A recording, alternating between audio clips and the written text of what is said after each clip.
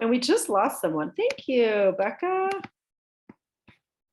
And thank you. Okay, thank you. Thank you for at least chatting in very simple intros, everyone. Please do chat in, like name, where you're calling in from, anything else you want us to know about you would be great. And I don't know who we just lost. Someone just popped off my screen, but thanks for joining us this afternoon. And we are going to record this. We do send these out to everybody since a lot of people can't make this time. So I think, as I said in my emails to you all, we have a special guest today, Emma, who will introduce herself very shortly. Emma is on our lobbying team at Strategies 360, and she just introduced herself. Thank you, Emma.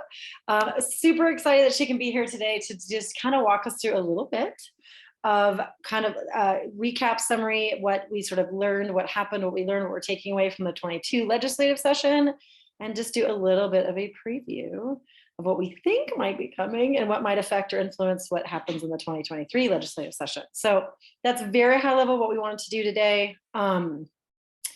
If there are any other, there's just a lot happening in the whole scheme of things, as there usually is. We will save sort of future calls too for more time for like updates in terms of if there's anything moving on the farm bill that we're hearing about, or if there's other federal opportunities coming down the pike that we're hearing about. We'll definitely make sure we have time for those updates. And just as one quick last reminder as well for the next couple of calls, because again, I have to duck out of this call a little bit early today. Our next call, which is in 2 weeks, I just forgot what's happening in 2 weeks. I know it's happening in October. So while I pull that up, Inka, would you like to give a quick preview of what you're going to talk about on the October 5th, I think it's October 5th, whatever that is called? Sure, absolutely. So I'm at the Colorado Department of Public Health and Environment, and in the Office of Health Equity, we have a grants program called the Health Disparities Grants Program. And they're funded through our A35 tobacco tax dollars, as well as a social determinants of health line item in the state budget that was passed in 2021. So we are funding close to 30 grantees to do some food systems work, food access work, food insecurity work. And so I have reached out to those grantees to see if there is anyone interested in sort of sharing what they're doing with their grant and what they're trying to achieve. So stay tuned, but it is really exciting work and just a lot of opportunity. But full transparency, I don't work with these grantees. I'm in the Prevention Services Division, so I mainly work with the Cancer, Cardiovascular, Pulmonary Disease Grants Program as a subject matter expert for food systems work. So I'm trying to sort of align more of my subject matter expert with these grantees, but there's no direct relationship right now. I've sort of just inserted myself. Well, You're on mute, Wendy. oh, yep, muted myself, sorry. I just said thank you for inserting yourself and translating and sharing some of those learnings with the rest of us. So, and we have a grantee on the call. Hey, Whitney, that's exciting. Maybe like you can present. Whitney, please join us present on October 5th at the same time. And I noted why I can't actually remember what the September 21st call was about is because we don't have a FBAT call. We're doing one of our Law and Policy Roadmap webinars. That's what it is. So the last thing I'll say about that, so please join us for our next regularly scheduled FBAT, October 5th. And on September 21st, there is no FBAT. We will be having one of our webinar discussions that hopefully some of you have heard about, stemming from the Law and Policy Roadmap that our legal analyst, Becca, wave Becca, who's on the line, wrote with us, for us. And the one on the 21st is specifically looking at opportunities, some challenges and opportunities for sort of direct market operators, small local food vendors, retailers, and markets in getting access to very consistent, either no or low cost technology so that they can do things like accept EBT or SNAP benefits or accept WIC benefits. So that particularly on the 21st is the issue that we're going to be going deep on the 21st. So hopefully you can join us for that. And then the one last thing I'll say, and I'll pass it over to Emma, is that hopefully you've all seen the information about the law and policy roadmap and the discussions we're holding. We do have one tomorrow.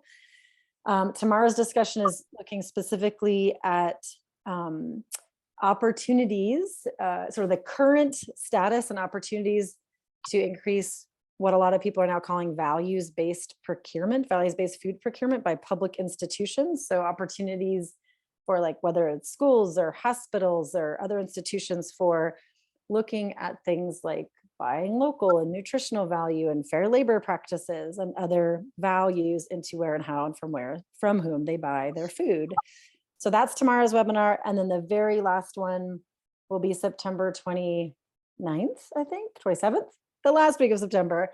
And that one is going to be focused on opportunity, again, all stemming from Becca's legal analysis work, opportunities to integrate school food more into school, basically. So we're really interested in sort of peeling back all the ways that we have segregated and separated school food from education, and all the ways we'd like to weave it back together so that lunch becomes a class that is respected and valued and resourced just the way math is. That would be our goal and our hope. So that's the very last webinar. So just a note and a plug, join us for those if you want to, you can. Becca will be presenting a lot of her legal analysis about the current state of things, and then we have time for small group discussions on those as well. So just, sorry, a little preview of sort of what's coming ahead of us. So before I pass it over to Emma, though, any other like questions or comments or additions, anything on anything I just said? Can I just drop, Wendy, this is Megan. Can I just drop in that USDA webinar they did today about the food centers and food hubs? And I'm just going to drop in the recording so that everybody can just listen and catch up, because it's all kind of connected in with what y'all are doing too. That's okay. That would be great. So regional food business training centers, regional food business centers, I think RFP going live now. So thank you for chatting that in. We also had a coworker that attended that we can share notes from as well. It'll be very interesting to see. There'll be 6 centers funded across the United States.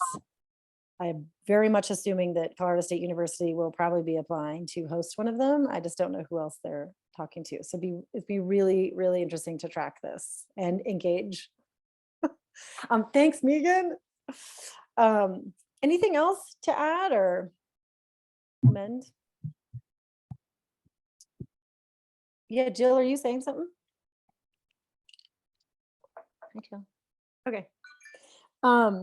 Well, please, and if you haven't, please chat in again, who you are, where you're calling in from, all the good stuff. And I'm going to talk on mute and pass over to Emma. Thank you, Emma, for being here. Great. Thanks, Wendy. And I just bought a house. My mom is helping me paint samples in the background. If you see her walking back and forth, that is what we're doing. I bought it 9 blocks away from my parents, so that's the perks. But good to see you all today. My name is Emma Bleesner. I use she, her pronouns. I'm with Strategy 360, and we are contract lobbyists for Nourish. So I met lots of you in different spaces and engaged with you, on policy or down at the Capitol, or in some strategic planning work. So excited to be here in this capacity. As Wendy mentioned, I want to take today to kind of talk a little bit about policy and advocacy in Colorado. We'll talk a little bit about, how a bill becomes a law, but specifically looking at engagement points from organizations and individuals like yourselves, do a recap of last session and try to project and look ahead towards next session. I think since it is a small enough group, just feel free to chime in at any point with any questions. You can get the most out of our time together. If something doesn't make sense or you want to go more in depth on something I'm skimming over, use the raise hand function or just chat. I will try to monitor everything. I am going to share my screen, so we will get started now. Okay, can everyone see my screen with our oranges? Okay, great. So like I said, I wanted to chat through policy and advocacy in Colorado. I always forget. All right, So we'll talk about how a bill becomes a law. I'm sure that is maybe repetitive for some of you, or maybe not. So we can go as slower, as fast as we need to. Debrief some of last session just in broad terms, as well as some of the work that Nourish engaged in specifically, looking at what's on the horizon for 2023, some resources for how you can engage, and then have time for questions. But again, since we're small, feel free to ask questions at any point. All right, so this might be repetitive for some of you, but I think the way I like to talk about how a bill becomes a law starts before most people think of it. So how a bill becomes a law really starts from when the idea and the concept starts to come into play. And that is before a legislative session starts. Usually that can be now. A lot of organizations are thinking about bills, could have been an idea from last session, or could even be something that you're looking to do years in the future. But bill ideas we have on the left usually come from an individual. Maybe they come from a constituent who's had a meeting with their legislator about an issue that they've been experiencing and want to see changed. They can come from interim committees or task forces. These are groups of legislators. They're legislatively created bodies who meet during the interim, the time that the legislature is not meeting, with specific topics and charges. There is like the Agriculture and Water Review Interim Committee. There is the Statutory Review Committee, looks at legislation, looks at the statutes. And they usually get a certain number of bills that they can bring forward. Or they come from other states. We oftentimes look across the country and see what states are doing this really well. What do we want to have here in Colorado? Or we can look at what states are having protections rolled back and how can we further protect that here in Colorado, like with our Reproductive Health Equity Act, looking at the national landscape and trying to codify rights for us. Each legislator gets 5 bills. Oftentimes folks get more, but they are all guaranteed 5, no matter which side of the aisle you are on. And once you have a concept, the work that needs to be done is coalition building to get a supportive group behind the concept, and getting consistent messaging is super important, making sure you're all on the same page. How are we moving this forward together? There's stakeholder work that needs to be done, having conversations with supporters who might not be in the coalition, as well as opposition. You know, there's always a strategy around at what point do you engage the opposition. Usually it's better to do that before the bill is introduced so that you can have conversations, maybe be willing to give a little to hopefully tamper down some of that opposition that you'll face under the dome. And then with your partners, you'll want to power map out votes. So you'll have conversations with legislators and begin to assess the vote count in the House and Senate. Obviously, the makeup of how many Democrats and how many Republicans are in each chamber will kind of influence what that's going to look like. All right. So that's some of the work that's done even before session starts or before a bill is introduced. And I think sometimes when we talk about policy, those pieces get left out, but they're actually super important to ensuring a successful campaign.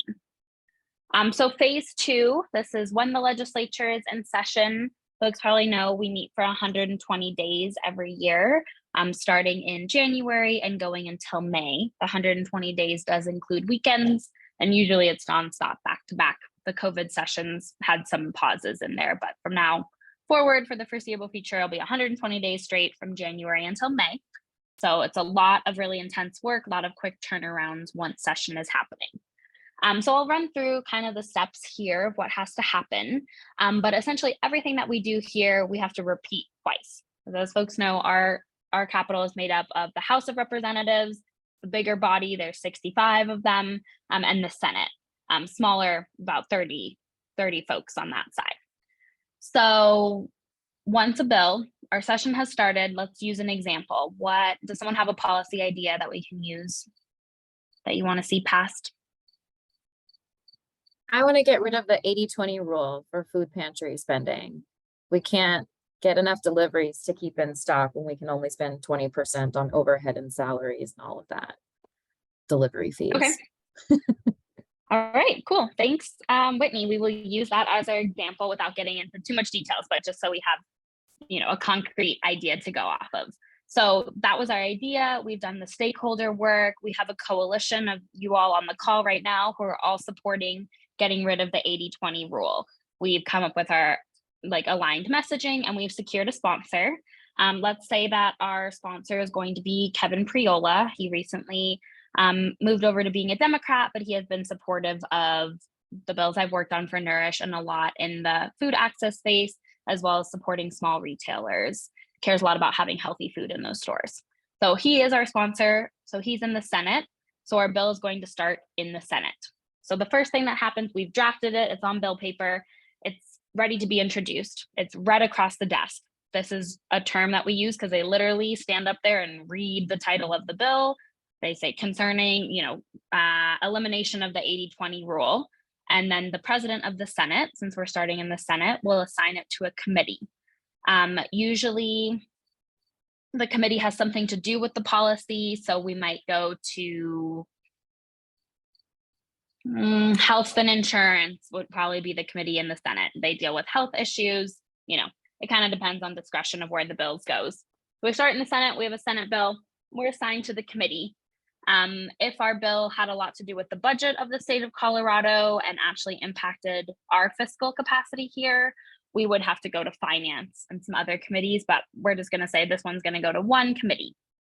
So then we would get our committee hearing date, which means the day that we have the most engagement from stakeholders on the bill. This is when the bill is heard by just a small number of senators in the committee of reference, and it's open to the public. This is where maybe some of you have testified before to talk about why you or the organization that you represent supports the bill that is in front of the committee. The sponsors get up and they present the bill. So Senator Priola would get up and say, I really care about getting rid of this 80-20 rule because it's preventing, small businesses, small food retailers from having good foods in their store, from having healthy foods because of these limits we've placed on them.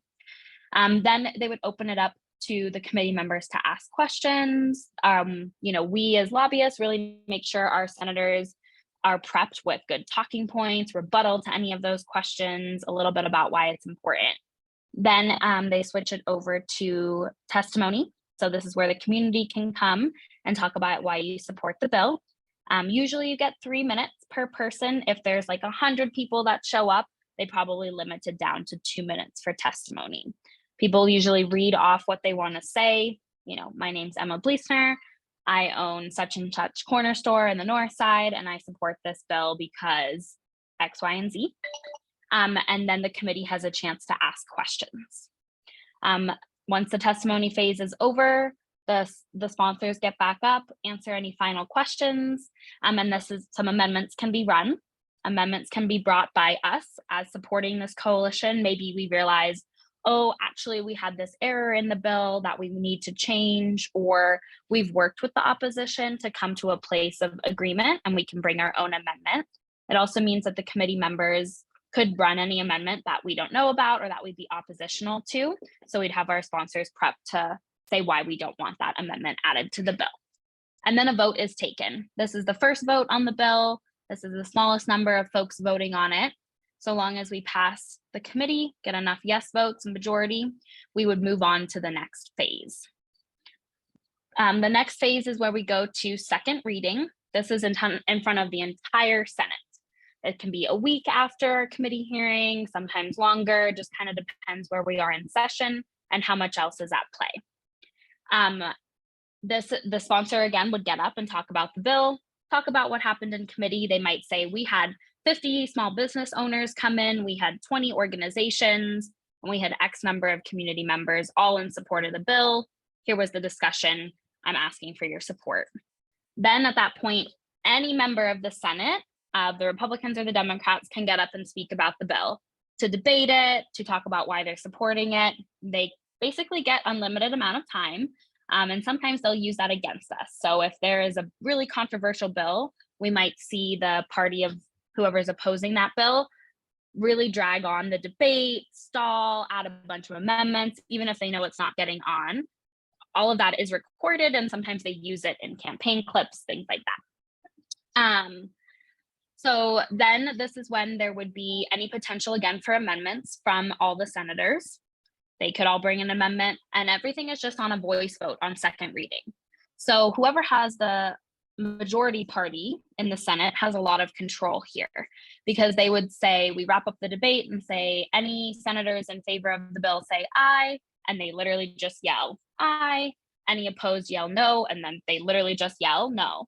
And so if it's a bill that the Democrats have been in control, if it's a bill the Democrats support, they would just say, the ayes have it, even if more people were louder yelling no. So if the Democrats lose the Senate, the Republicans would then have control and say that the no yelling was louder and the bill would die there. It would not move any further on.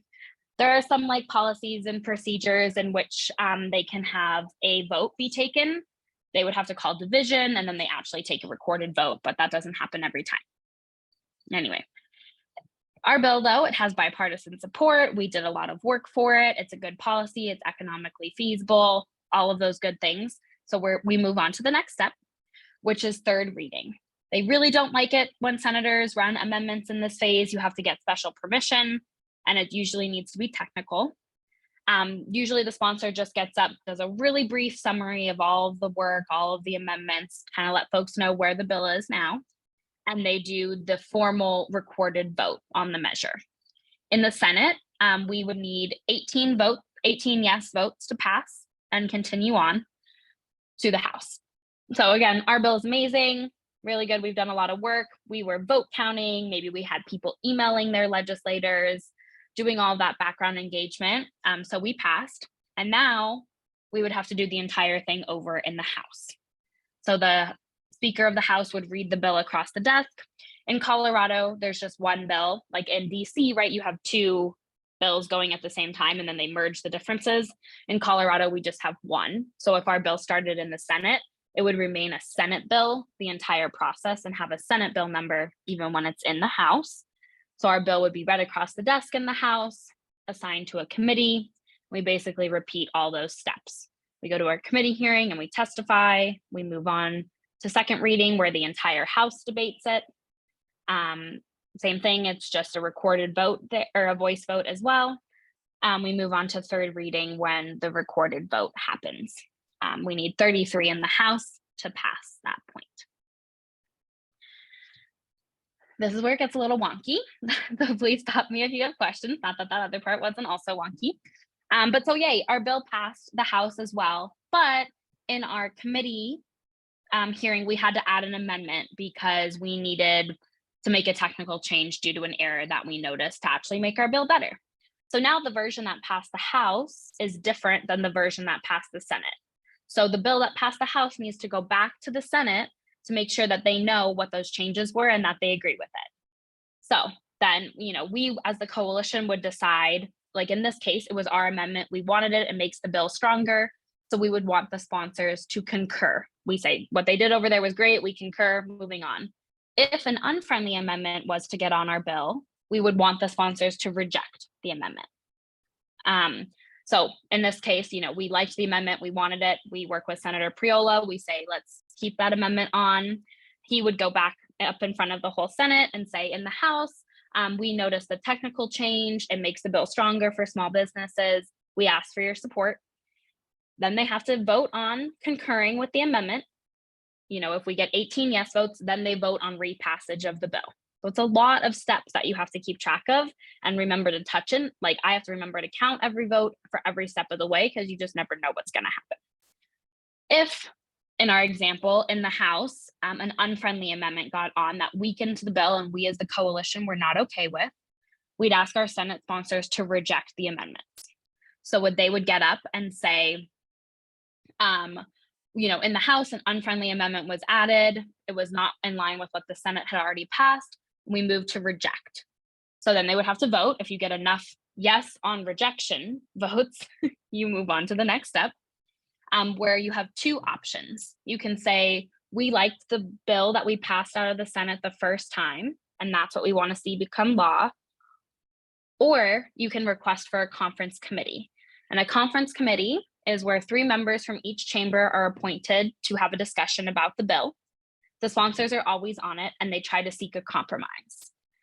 So they come up with proposals, try to seek a compromise, and then they vote on the conference committee report, and they basically have 2 chances to do a conference committee report.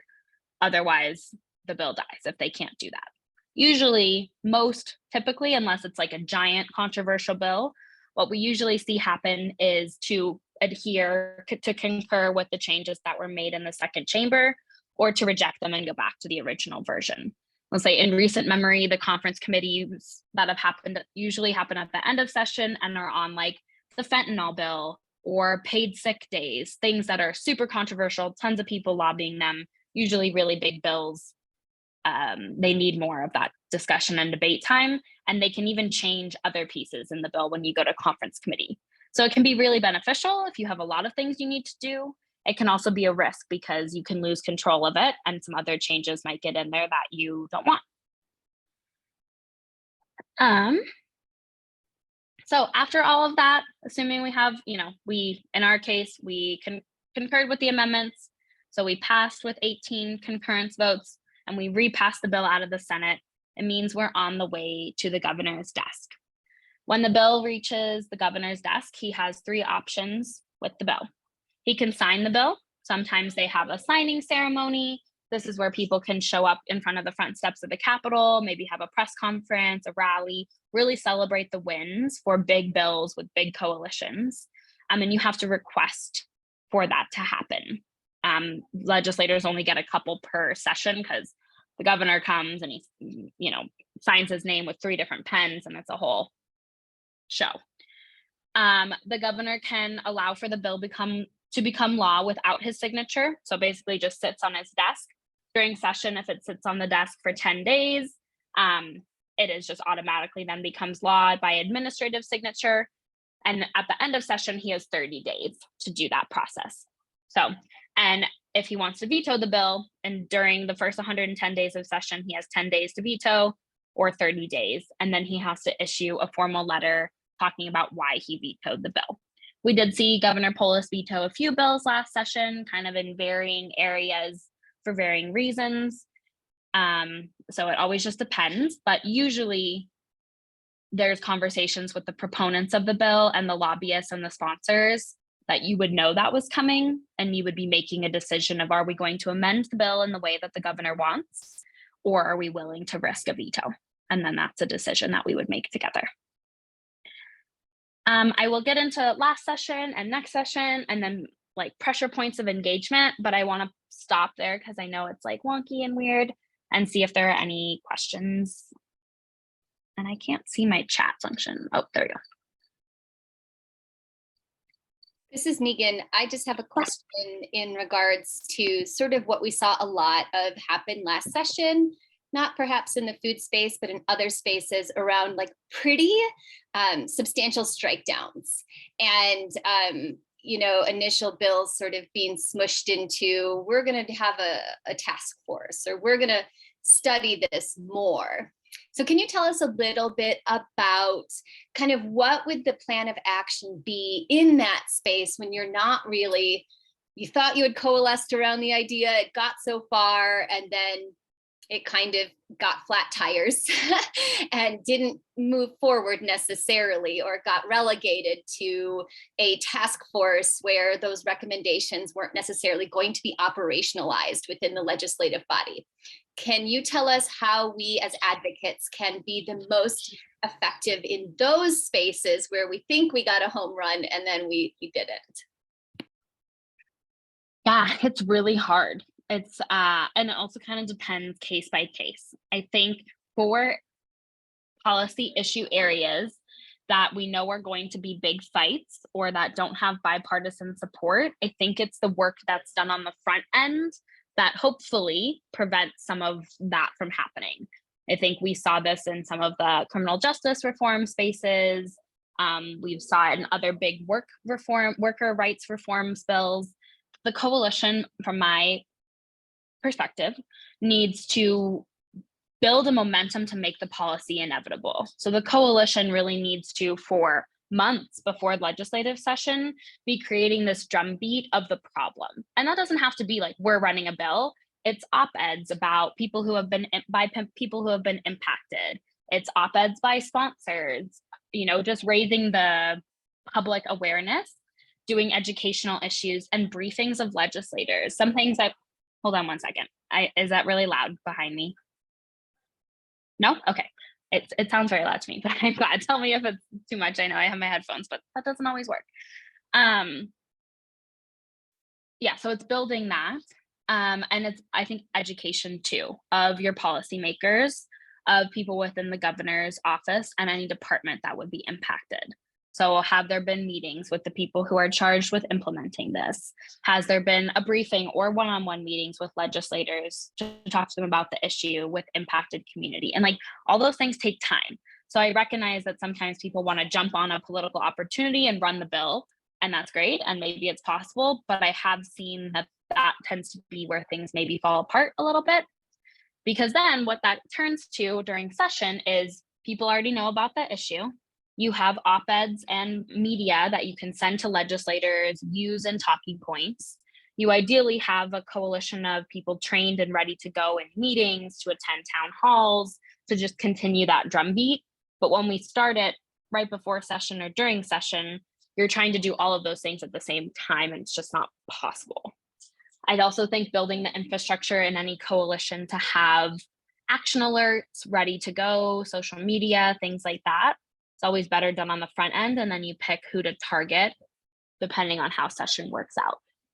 I think what we have found challenging, or I have found challenging in my time, is that you can do all of that work and there's always going to be someone that raises a concern at the 24th hour, and you just have to scramble in the moment to try to figure out what to do.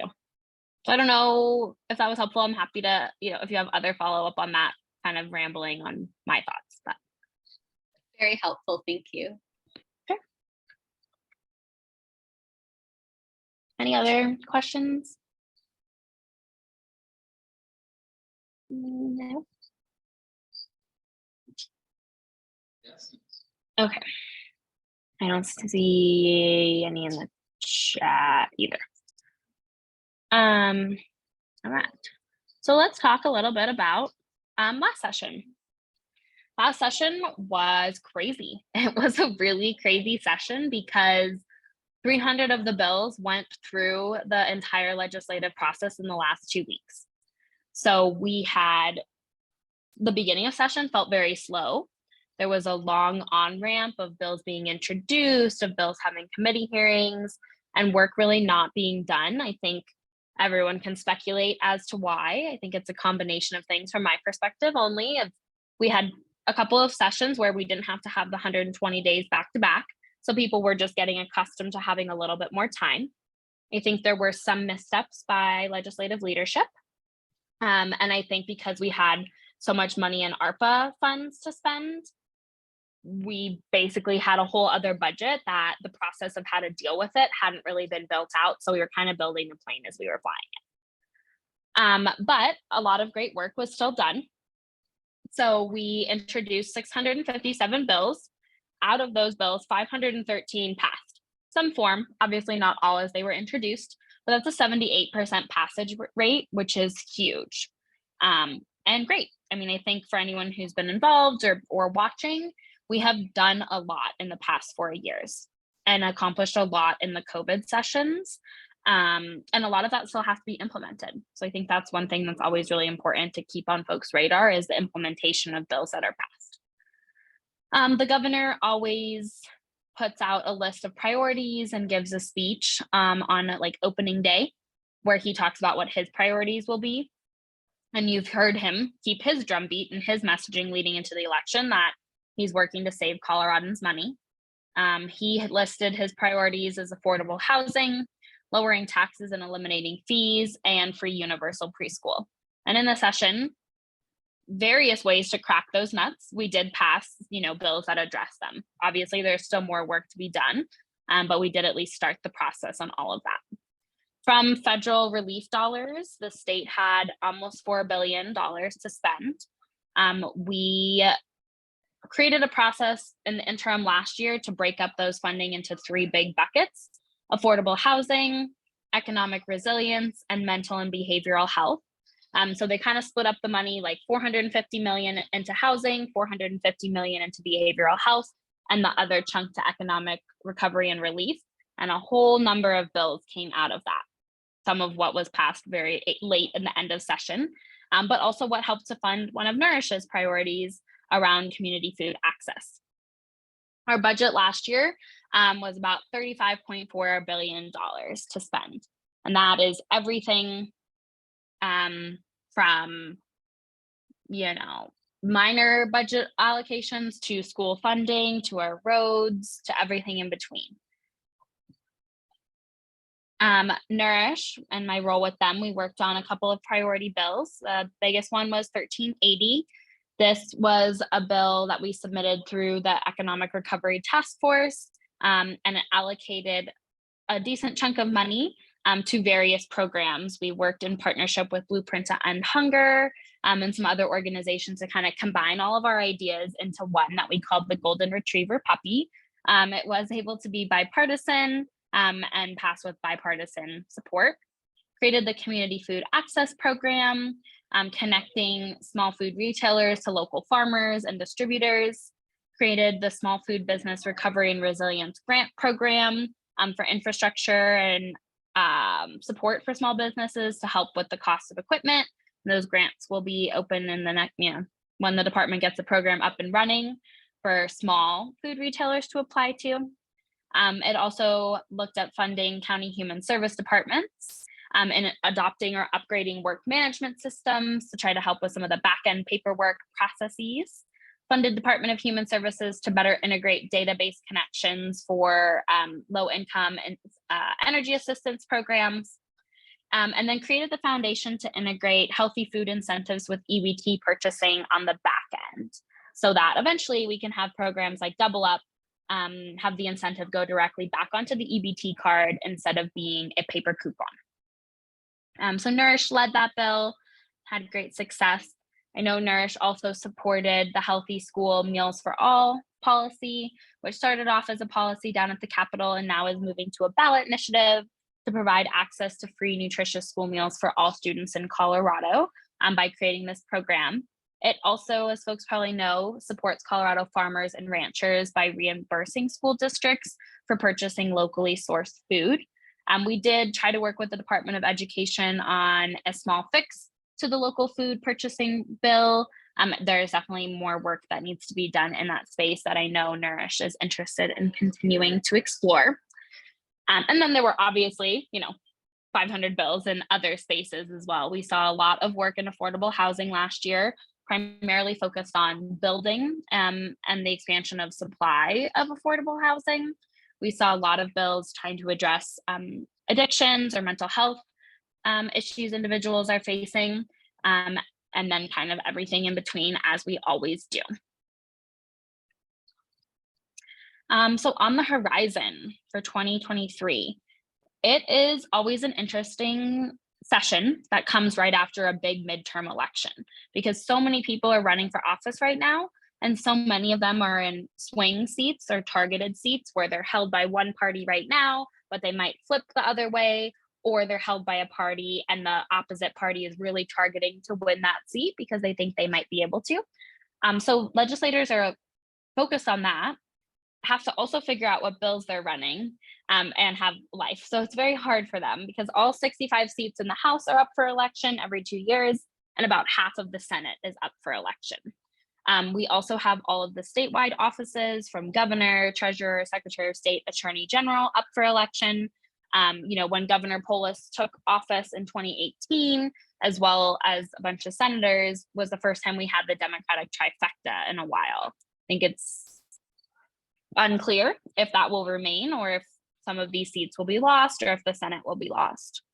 So they're working really hard on those elections. Whenever there's a midterm, the party with the party who holds the presidency usually loses local seats. We just see a pendulum swinging in that way. And so Biden has the presidency.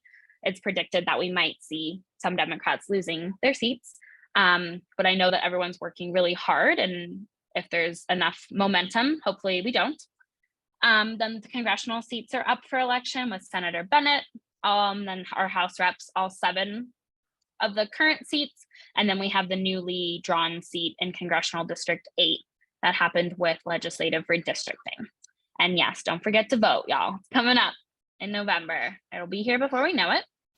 But bringing it back down to the Colorado Capitol, the budget this year. It is always hard in Colorado to balance our budget because we have constraints on how much tax revenue we can keep, because we have TAPR, the Taxpayer Bill of Rights, which says, excess revenues are returned to the taxpayer.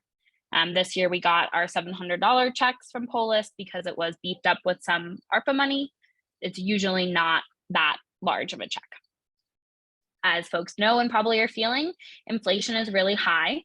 In the June revenue forecast, where they kind of predict what the revenue is looking like in Colorado, inflation was at 7.8%, and we're anticipating a September forecast soon where the inflation will likely be even higher than that. So the cost to maintain all the projects we already have to fund in Colorado and increased caseload will leave us very little money for new programs this year. So it's going to be quite different than last year. We had a ton of excess revenue and a ton of ARPA money. We're going to have very little money. So we just have been cautioning our clients when we're working on things that cost money to have realistic expectations for this year, or think about running something in a different year where things kind of stabilize a little bit more. All right, let me go back. Any questions on those? Yes, I see a hand. Hi, it's Megan again. Just curious how you navigate that space during this session, knowing that sort of there's going to be a lot of pearl clutching and fainting couches around, we just don't have the money and our budget and woe is us, right? So when you're looking at bigger projects that will have larger fiscal notes, how are y'all navigating that space where you may get hard stops this session where you didn't last session, with just kind of the woe is me, the budget, we just can't do it, right? So what's the workaround there to actually continue to make the kind of progress that we have been making in the anti-poverty space with less, fiscal resources available to us? Yeah, it's a great question. And I don't have a very exciting answer because sometimes there just truly is not the money. Colorado has to have a balanced budget.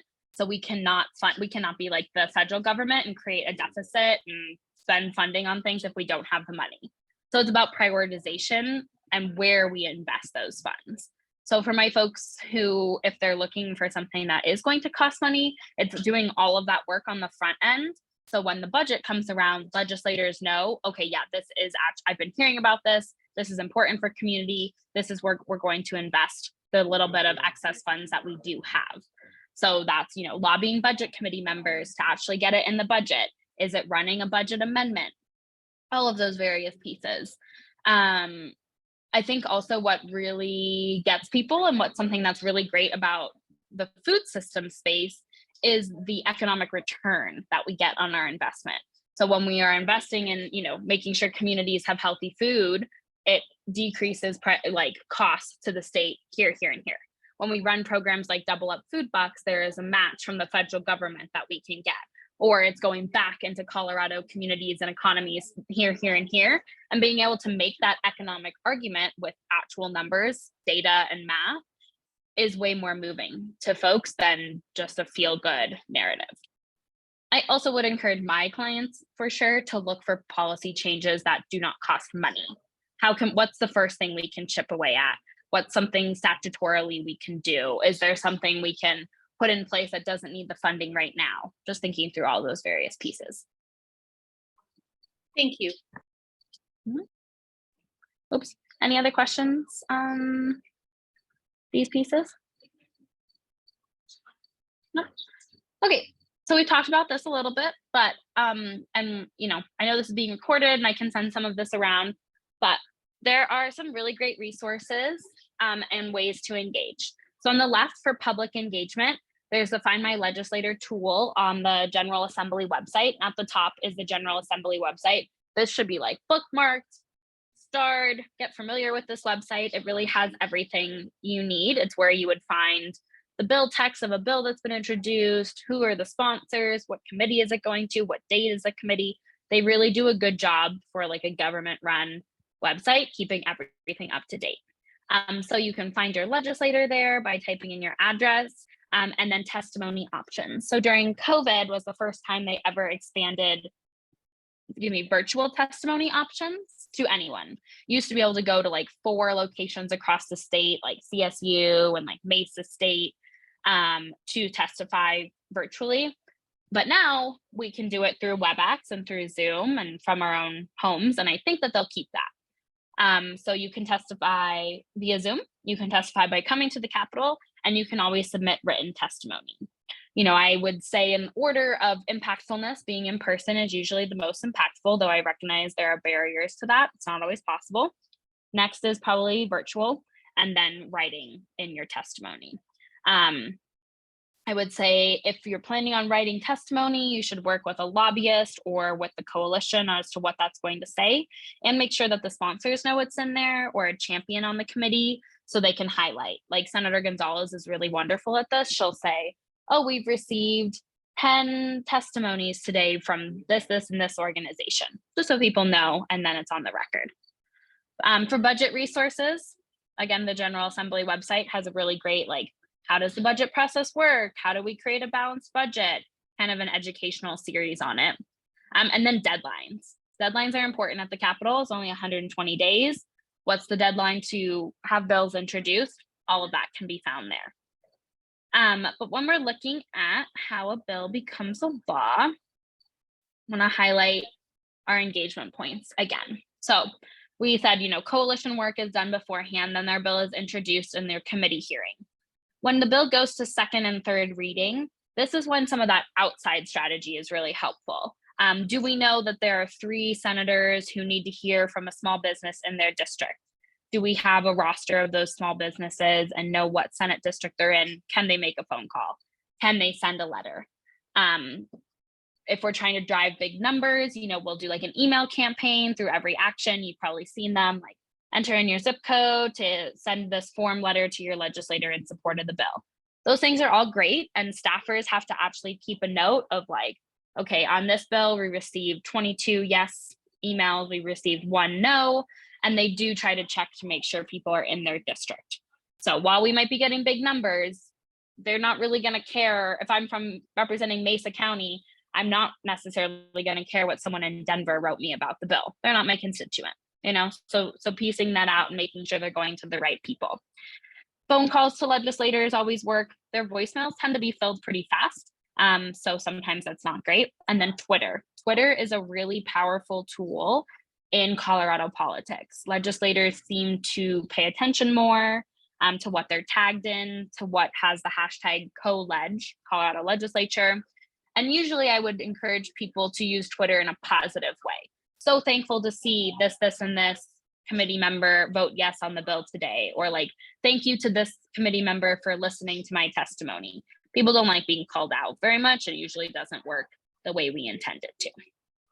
But all of that should try to be baked into your plan, to your coalition on the front end.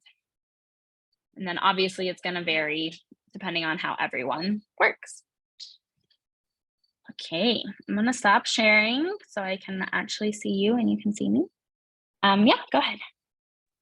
Sorry, one more time. No, Thank you you're fine. for entertaining all my questions. So what's your favorite bill tracker as we get into session and we all want to know what is going on with that bill and how we can be the most useful? What tool do you use to track the bills that are of interest?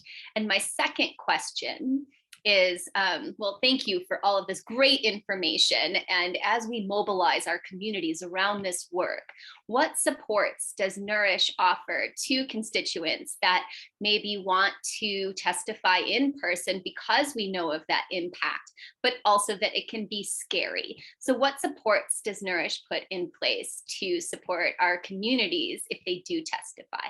Thank you. Yeah. Bill tracker. So we at Strategy 360 pay for a service called Colorado Capitol Watch. And we essentially put in like what bills we're tracking, what positions our clients have.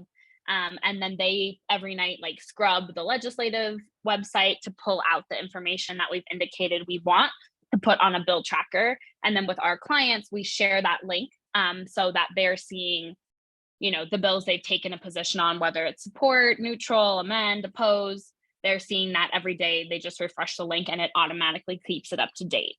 Other than that, in terms of a free service or a place people can go, truly the General Assembly website is probably the best one. I know of State Bill, but I believe they also charge a fee.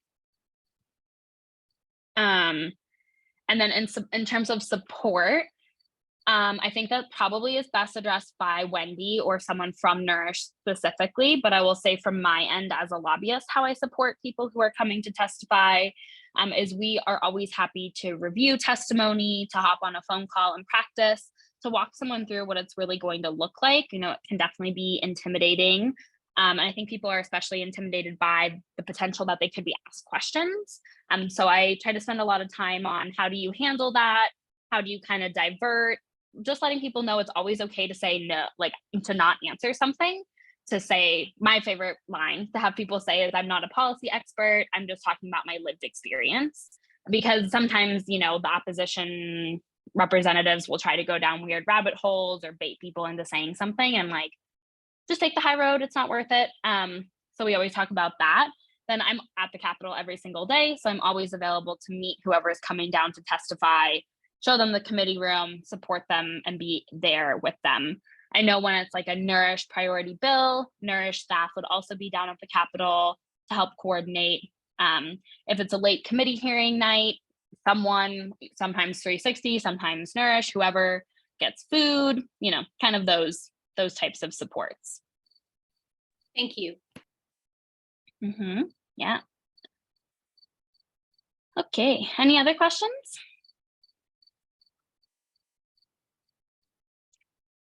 Okay, well, I know Wendy said, you know, as things progress, she will keep everyone in the loop, and we'll let you know of any like ways to engage or bills that are coming up. And then I'd love to see all of your faces down at the Capitol. I always love when it's not just the people who are down there every day, like the lobbyists and people like me who are paid to be there, and when actual community members or people doing the important work come down. So I'm going to put my contact information in the chat, and definitely, you know, save it. Feel free to reach out to me with any questions, or if you're at the Capitol, even for something else and you just want to say hi, I would love that. Thank you, Emma, for giving us the skinny. That's awesome. We're ready. Great, of course. And I'm sure, you know, awesome thing about the Capitol is everything can go 100 different ways. So I'm sure I'm learning things every day. So never be embarrassed to ask a question or let me know how I can support. All right. I think I'm the only thing on the agenda for today. Is that right, Becca? I believe so, yeah. And I can All right. save the recording now. Perfect. Yeah. Well, thanks everyone. Nice to meet you or see you again. I'm sure we'll talk soon. Bye. Bye.